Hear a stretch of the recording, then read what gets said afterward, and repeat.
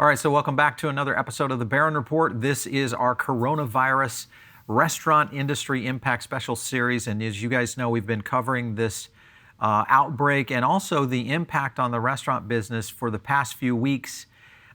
This show has pretty much kind of taken over the network here, and we'll continue our coverage. We've got a ton of stuff coming out, both from operators as well as the National Restaurant Association announcing some stimulus packages. So we've got a lot happening.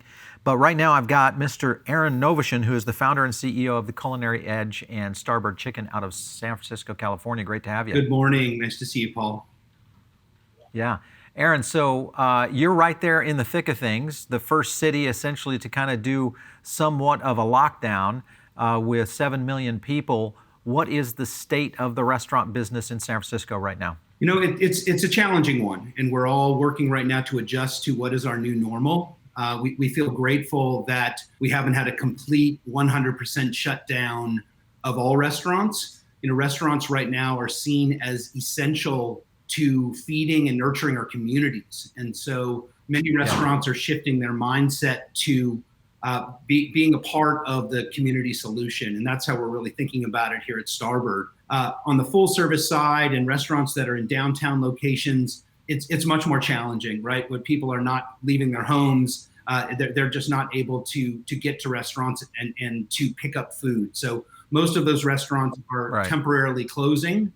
And a lot of the other types of businesses like catering companies and things like that are also having temporary closures at this time. Yeah, we've seen the restaurant count. We continue to report that on Foodable Labs, San Francisco, and the state of California, one of the largest hits right now in terms of actual restaurant closures, meaning not the voluntary or the government imposed closure, people actually they just can't make it out of the situation where, they just have such a short lead time on that.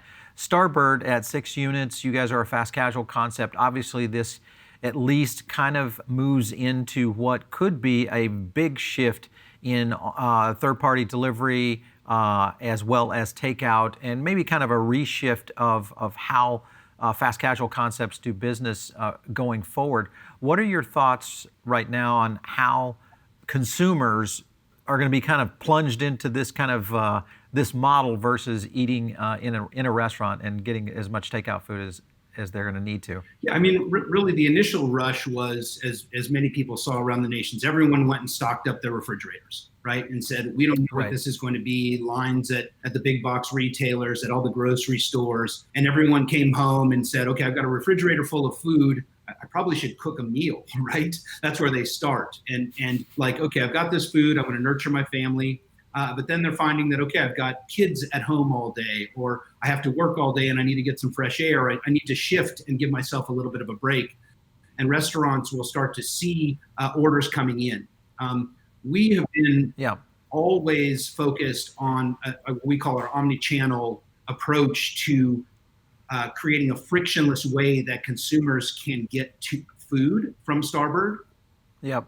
And that revolves around app ordering. It revolves around third-party integration.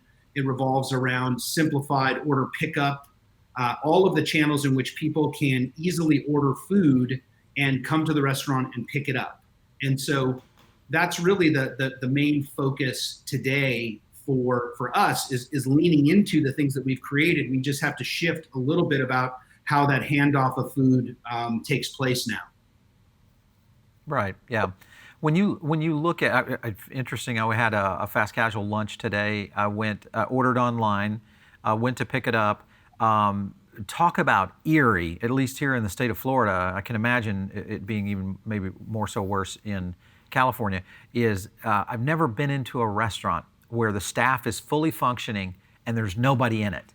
And you walk up, you pick up your to-go order. It just didn't feel right to me for whatever reason. It just, it's just that new normal. When you look at the flow of inbound orders, because even though this was a very popular fast casual chain, I won't mention them, but there's maybe 2 to-go orders. How long do you think it will see before we see enough people going, okay, yeah, this is going to be the new model here, and we're going to see our cover count start to rise? Yeah, I think it's going to take a little time. People are not necessarily informed about what they're allowed to do yet.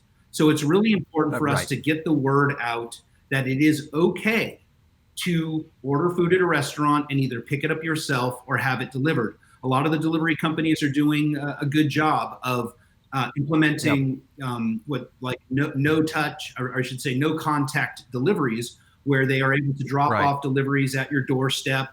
And people, if they don't feel comfortable with that, we allow for them to come to the restaurant. We literally have a drop off right at the door, so people can literally get their food just walking right to the door and doing a handoff.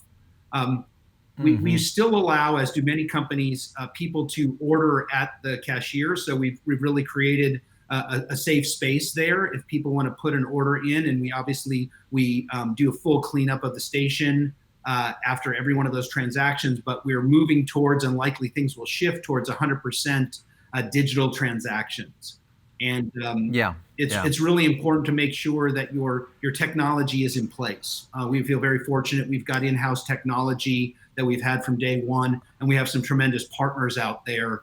The Thankses of the world and the Olos of the world. Not to they're just great partners. So I just have to say thank you to them for allowing us and helping us to serve our community, stay in business, and keep our employees working because they've let us know they really want to work. They want to be Yeah. safe, and we're doing everything in our power to ensure that they stay safe by giving them the space that's needed and required, and then to ensure that they can show up and work each day and help supply food to our communities. So let's get into some of the technical aspects of running a business in this environment. Maybe some tips that you're doing and how you're operating can help some operators out there save a few employees, maybe their own restaurant. So let's kind of run a few scenarios Mm-hmm. here. I can place an order online, whether it's through your app or on your website. I come in and I can pick it up. How if I'm an if, and there's enough of this out there in our population that still work on Mm-hmm. cash. How do you guys have a model for being able to accept cash still in the store? Currently, we do accept cash, and so how we handle that is people do not traditionally pre-order. I think you may or I don't know if any of our digital channels can accept cash through pre-order, but for to go, you Right. can walk in. And I was in a Starbucks yesterday, same story, and you can order at the cashier. And hand over cash and get cash back. Right at that moment, our cashiers would then wash their hands for 20 seconds with soap and water and re-sanitize at that point in time. Okay. All right. So are you taking call-in orders for that, saying, "Hey, I want to call in an order and I want to pay cash when I come in"? We certainly can. Here in the Bay Area, there's not a ton of call-in orders in our environment. We're founded in Silicon Right. Valley, but people still call. They want to Yeah. know, are you open? What's going on? And people sort of Exactly. want to Yeah. Sure. connect a little bit right now, and I appreciate that.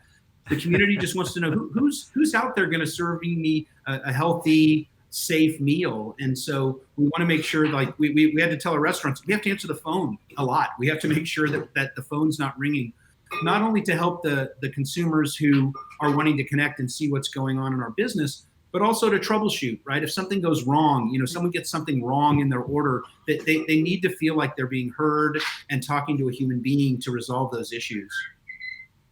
Yeah, absolutely. Cool. Well, I love that. What are you seeing around the city of San Francisco right now in terms of things that you're saying, oh, wow, that operator is doing something unique and different that's working?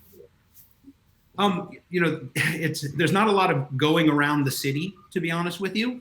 I think the Okay. best practices in the restaurants right now are, number one, making sure of safety, right? So Yeah. ensuring that people aren't coming in and grabbing condiments and things like that. Just everything has to be behind the counter 100%. You have to absolutely 100% minimize any contact with guests to protect our staff and to protect the community around us. So that's first and foremost. And then just directing people to say, hey, how can we make this for you more seamless, right? Yeah. Instructions on the Yeah. app, instructions on how to use third-party delivery channels. All of those things are really the best practices that can occur today. Yeah. So, Aaron, I walk into a Starbird. I've ordered online.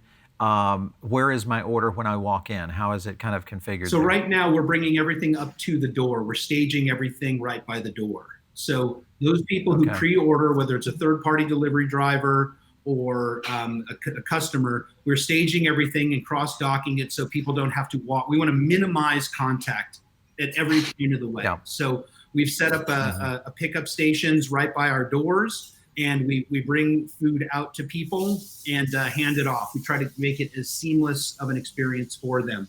Let's talk about a contingency plan, because a lot of operators today are, right now they're kind of thinking about what's going to happen in the next few days, much less the next few weeks or months. Do you guys have a contingency plan in place should this extend out beyond 30, 60, or out to 90 days? Yeah, I mean, number one is it's keep a healthy balance sheet, right? Every business needs to think about how do we ensure that we can weather the storm, right? So, and we're all in this together, right? And so we want our produce company to be around. They want us to be around. Talk to your vendors, Sure. talk to the people you do business with every day and say, hey, this is what's going on. Here's what we can do right now. We don't want to hide out, right? We're in long-term relationships that we spent 20, 30 years building. We want to talk about what's working, what's not. We had a produce company shut down the other day. We had another produce company who we work with have to do layoffs. And we're going to work with them. They're like, we have to reduce the number of deliveries we have. And we're like, we're right there to support you, right? We understand that you've got to, change your operation. We're going to change our operation to work with the folks who we're buying from, just in the way that the people are buying from us. So it's maintain the balance sheet, talk to landlords, petition the government. It sounds like the government's got a plan in place to support the restaurant community. We don't know the details yet. Right. And so Right, sure. We're hoping and trusting that these things will happen. There are loan packages available. We've applied for SBA.gov/disaster. OK. And if there are business interruption and so lean into the tools that are there and read the information and share. I'm on the phone and texting other CEOs all around the country every day, sharing information. We have got to continue to support each other with good information, to be around. This is not about competition now. This is about community, right? This is our industry of hospitality. We've got to take care of each other. For sure. And take care of our people. Yeah, I completely understand. So you guys, you've kind of repositioned. I love the fact that you've kind of use your front dining area almost as an expediter station. It sounds like. So that's going to be great, I think, for pickup and on that. Have you seen any kind of lift in the third-party delivery at all, or has it been more of a takeout model that's working for you guys there in San Francisco? The third-party delivery is up, definitely. I mean, as a percent of sales, right? So it's been really funny because different days have had different experiences. So here in the Bay Area, Saturday was kind of everything's going to shut down. Everyone was going out. It was a bit of a tougher day. And then, Monday was the night before everything shut down. People wanted their last licks and last food and made their orders and got out. We went to 100% dining room closure the day before they shut down all the dining rooms. We just realized it was safer for our team, and also it's just setting precedent and being ready when it was mandated to work out any bugs. We wanted to be ahead of it, and I think that's important from a contingency planning is think a week ahead. Think about what can happen next, right? We have to think about if we have to shut our doors. We don't know if that's going to happen or not. And as we think about contingency planning, it's really about taking care of our staff, making sure that they can take care of their families, that they get some form of payment, that we can extend payment as long as we possibly can. We want to continue on the backside of this for our team members to come right back in and pick up where we left off. And having a healthy balance sheet, making sure our teams are healthy, making sure our teams understand that we're here for them, and making sure that we're here for our community is all what we mandate every single day. And it's key. Yeah, for sure. Aaron, let's look kind of into the future here. We get through this pandemic.